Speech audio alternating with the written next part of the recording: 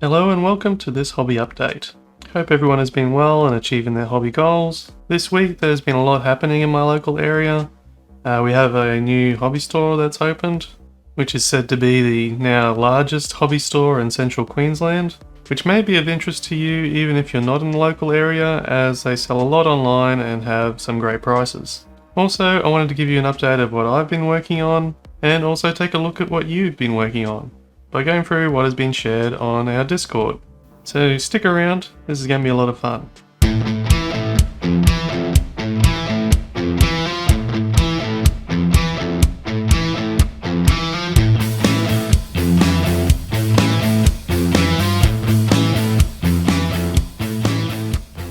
Millennium Comics and Collectibles has been supporting the local hobby community here for 30 years at this point, and I'm super excited to check out their new store. Guys, this has been a long time coming. It's been nearly 12 months of production to get this ready for everybody. A lot of blood, sweat and tears. So without further ado, the store is open. So please come and check out the Here is a small preview of what they're calling the War Room, which is where you'll find all the model painting, Gunpla, comics, and everything that you need to paint your models with is in this room right here. Being in a small regional area, it's really great to have all of this in one place. So if you're located in Australia, be sure to check out their website. There's a lot of great products here and all at fantastic prices. For me, I've mostly been working on finishing off my Stormcast. You may remember last year I did a batch painting video, which I'll link somewhere, which covered my approach for batch painting the Stormcast. But I didn't quite finish everything that I had at the time, and I've finally just gotten back to it, and have recently finished these two. I didn't record much of the painting process because I didn't really do too much new with these guys than what I'd already done in that batch painting video, and also the chariot painting video.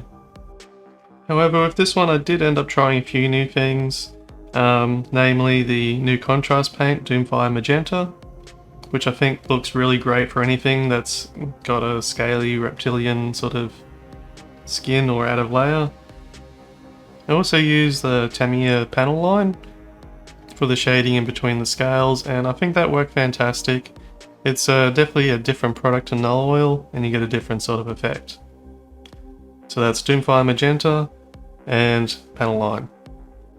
I will be able to show you more of this process soon though, as I finish off my Stormcast army with the model I've been waiting for, Stardrake.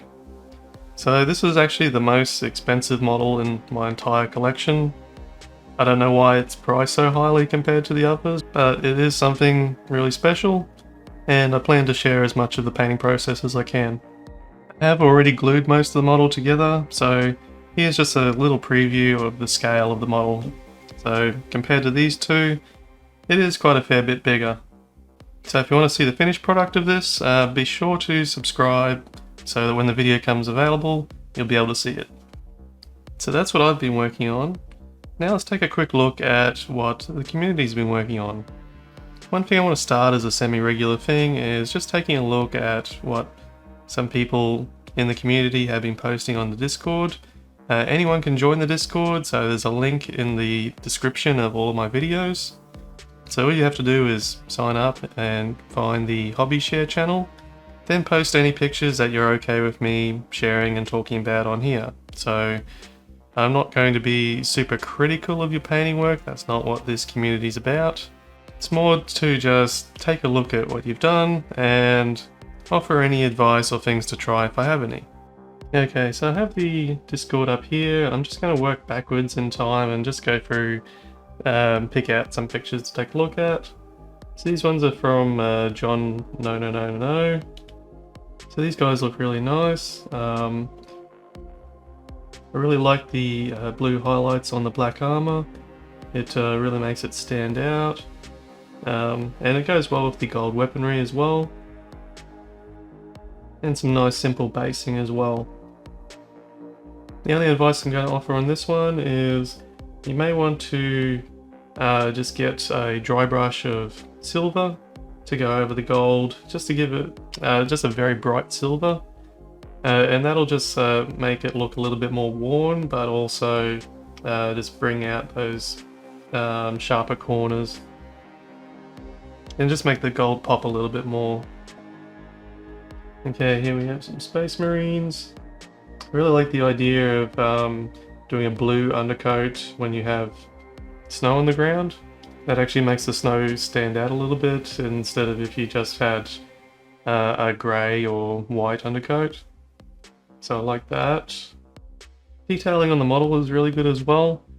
If you want to make their features stand out a little bit more, you may just want to do a few more highlights like around the face. But other than that, these look pretty good. These next ones are from Aaron on the Discord group. And I really love the basing on these. Are they Templars? Yeah. Really like the basing on these guys. There's a lot of rock and other different textures. And a few skulls in there as well, and everything's colored really good. So great job on the basing. The actual models themselves, also really nice and fairly neat. Okay, and here we have a terrain piece.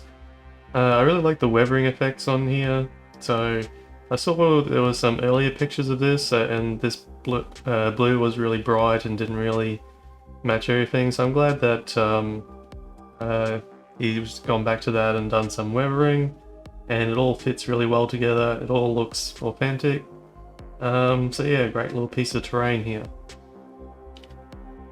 And here we have Morvenvall. So definitely one of my favorite system models. This golden feet looks really nice, and I like the choice of using silver on some parts. I was probably a little bit more lazy with mine, whereas I used silver dry brush rather than picking out certain pieces to just be a different material. But yeah, this is really cool. Gotta finish that basing though. That's the only thing that I can really comment on this. It looks really good. Okay, so here we have some terrain from an actual game. That looks really cool. And this is another one from Jono. Wow, I love everything about that Dreadnought. That looks fantastic. Yeah, even the metals on here look authentically metal. That's come out really well. And again, that consistent basing of... It's very simple, but I think it works for what you're trying to achieve. Leaving it fairly flat like that sort of gives the impression that you're walking across like an ice lake or something, so yeah, that's really cool. I like how you've done these blues, and it's sort of like a brushed metal effect that you've done. Yeah, I really like that. I really like the color scheme on this one from Aaron. The greens just really work well with this off-white color. Yeah, I think this is a really cool character. Okay, so that's it for the Discord for now. If you would like to submit models for me to take a look at, feel free to join the Discord and post them at any time. If there's a particular piece of advice you're looking for, definitely ask and we'll see what we can do. So that's it for now. Be sure to subscribe for more hobby content like this. As mentioned, I'll be doing a video on the Star Drake very soon. And yes, I still remember the orcs I need to finish off. It's on the list. The list is very long, but I'm working through it. And hopefully over the next few months, we'll be making some decent progress. So thanks for watching, and I'll see you next time.